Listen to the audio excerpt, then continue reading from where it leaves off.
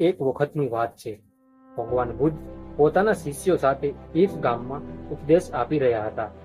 ત્યારે એક વ્યક્તિએ પ્રશ્ન કર્યો, ભગવાન, મનનો ડર કેવી રીતે દૂર કરવો? બુદ્ધ સ્મિત કરીને બોલ્યા, કાલે સવારે નદીના કિનારે મળજે, હું તને ઉત્તર આપ્યો. બીજા દિવસે સવારે તે વ્યક્તિ નદીના કિનારે આવ્યો.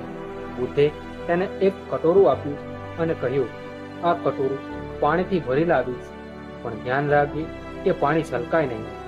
તે વ્યક્તિ ખૂબ જ સાવધાનીપૂર્વક કટોરું પાણીથી ભર્યું અને લઈને આવ્યો.